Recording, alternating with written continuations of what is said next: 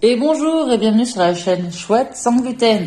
Pour ceux qui ne me connaissent pas, je fais essentiellement des recettes sans gluten et sans lactose tous les mardis et vendredis. Si ça t'intéresse, n'hésite pas à t'abonner et à mettre la cloche en haut pour te rappeler quand je publie. Et tout de suite, on va commencer une session de 4 vidéos sur le thème de Pâques. J'adore, vous savez, les vidéos à thème. Donc voilà, on va commencer Pâques avec le nid de pommes de terre affronté. Alors, qu'est-ce que c'est cette histoire ? Alors, tout simple, on va commencer par les ingrédients à la recette, comme ça on va tout comprendre. Alors, pour les ingrédients pour 2 personnes, il vous faudra une grosse pomme de terre. Moi, je l'ai pesée, elle fait 200 grammes, la mienne, ça ira très bien. C'était pour vous donner une idée à peu près. Ensuite, il faudra une cuillère à soupe de fécule. Alors moi, j'ai pris la fécule de maïs, la fécule de pomme de terre marchera très bien aussi. Après, il vous faudra 25 grammes de gruyère. Quoi ? Du gruyère ? Pour ceux qui ne savent pas, certains fromages ne contiennent pas de lactose, surtout ceux qui sont bien affinés, le comté, le gruyère, le beaufort, et j'en passe, et des meilleurs. Si vous voulez que je vous fasse une vidéo uniquement sur les fromages qui ne contiennent pas de lactose, parce que vous êtes heureux de l'avoir appris, comme moi j'ai été heureuse de l'apprendre le jour où je l'ai lu. N'hésitez pas, cette chaîne est faite pour vous, ça peut changer un peu de vidéo, je peux vous faire une vidéo sur les fromages sans lactose. Ensuite, il nous faudra 3 œufs, de l'assaisonnement, donc sel, poivre et ceux que vous aimez. Moi je vais mettre un peu de paprika doux, un peu d'ail, curry passe très bien, vraiment ce que vous aimez et les goûts du moment. Il faut se faire plaisir, que ce soit chouette sans gluten. Et ensuite, en dernier, un oignon. Un oignon, moi j'ai choisi rouge. Ensuite, vous pouvez prendre un jaune sans problème. Et on va passer à la recette.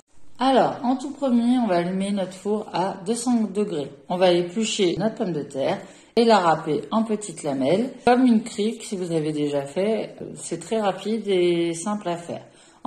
On va essorer un peu l'eau dans un torchon propre de la pomme de terre.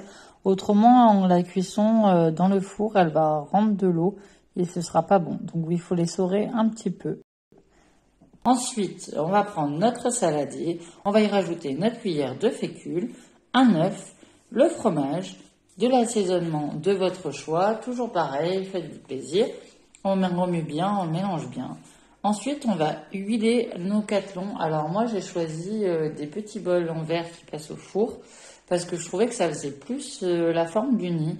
Ensuite, vous pouvez prendre des moules à muffins, vous pouvez prendre des petits moules à gâteau, sans problème, prenez ce que vous avez à la maison. Alors une fois qu'on a huilé nos moules, on va diviser notre préparation de pommes de terre en 2. On va l'étaler dans nos ramequins de façon assez homogène pour que ça cuise de partout, pas qu'il y ait des zones trop épaisses et des zones moins fines.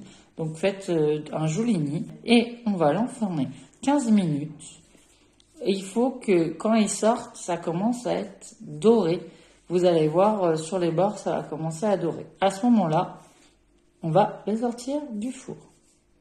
Alors, pendant ces 15 minutes, on a le temps de faire cuire notre oignon. Alors juste un filet d'huile d'olive et le faire revenir, le faire compoter, le chouchouter pour qu'il soit, ça fasse une compotée d'oignon qu'on va venir mettre au fond de notre nid, que j'adore. Après, c'est facultatif, si vous ne l'aimez pas, vous pouvez l'enlever sans souci.